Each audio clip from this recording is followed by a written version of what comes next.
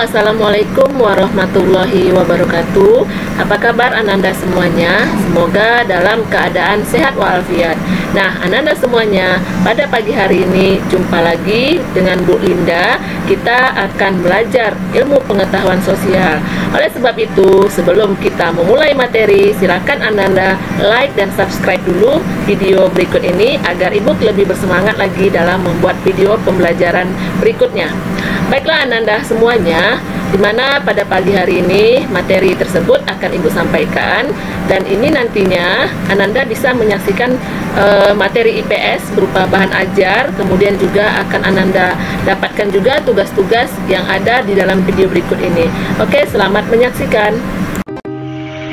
Baik Ananda semua, selamat bergabung kembali untuk pelajaran IPS pada pagi hari ini. Semoga Ananda semua tidak merasa jenuh dan tetap semangat untuk belajar. Baiklah Ananda semua, pada pagi hari ini materi kita yaitu potensi sumber daya alam dan potensi sumber daya manusia, benua Asia dan benua lainnya.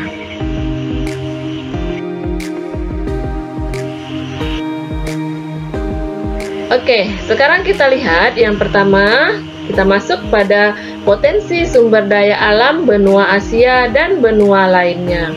Di sini akan kita kaji mengenai untuk benua Asia yaitu hasil pertanian.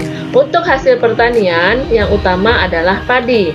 Kemudian dilanjutkan dengan hasil perkebunan komoditas ekspor, itu mencakup teh, gula, karet, dan kelapa. Kemudian dari bahan tambang itu ada minyak mentah pada tahun 2016 mencapai 37.486.436 barel per hari. Kemudian 6 dari 10 negara penghasil ikan di dunia itu ada di benua Asia. Kemudian kita lanjutkan, yang kedua ada benua Amerika. Nah, untuk benua Amerika ya, kita lihat ada dari Amerika Serikat, ini dari negara Amerika Serikatnya, itu merupakan negara pertanian terbesar di dunia. Selanjutnya untuk Amerika Utara itu kaya akan sumber daya alam seperti minyak bumi, gas alam, batu bara, biji besi, tembaga, dan timah. Kemudian ada lagi Amerika Selatan, ini memiliki sumber daya ikan yang besar. Sekitar 45% produksi ikan dunia berasal dari wilayah ini. Kemudian yang ketiga ada benua Eropa.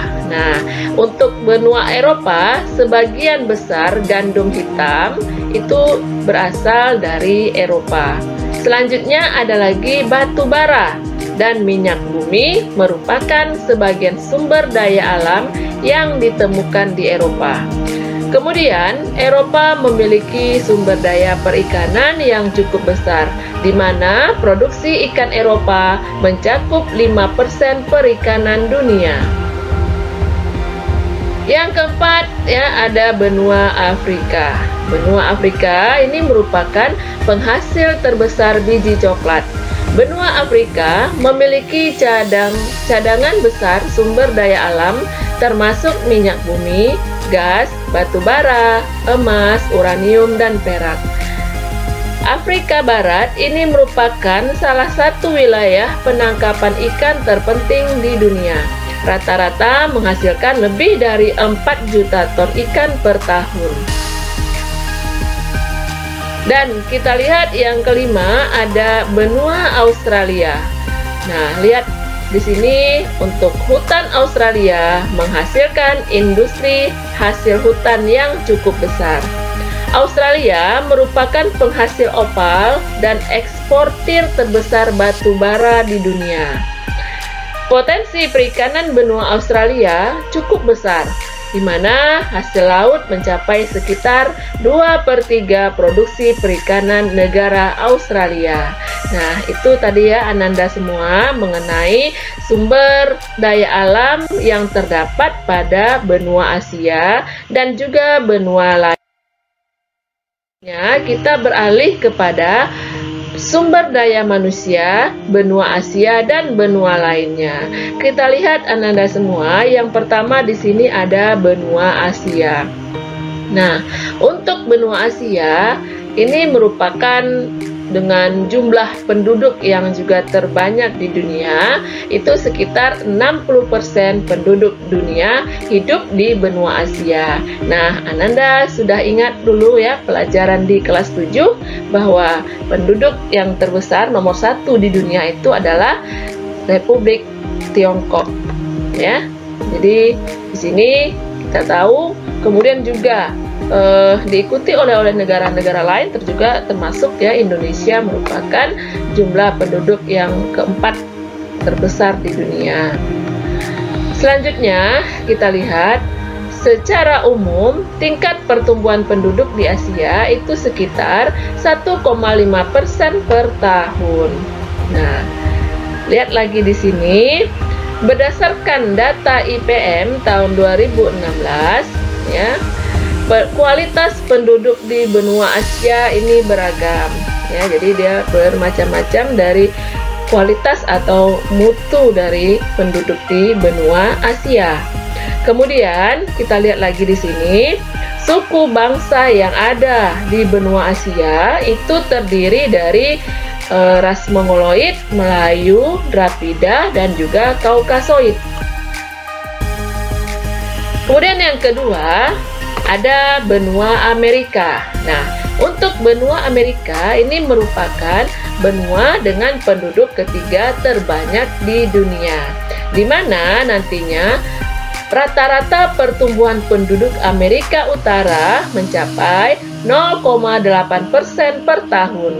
Adapun pertumbuhan penduduk Amerika, itu Amerika Selatan ya, sekitar 1% per tahun ya. Jadi kayaknya lebih besar Asia ya, ini masih sedikit nih 1% per tahun.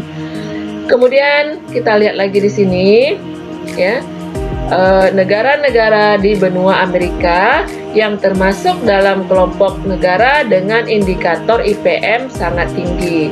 Nah, kita lihat berarti mereka di sini kualitasnya ini sudah tinggi ya, karena ini juga untuk benua Amerika ini ada yang termasuk pada negara maju.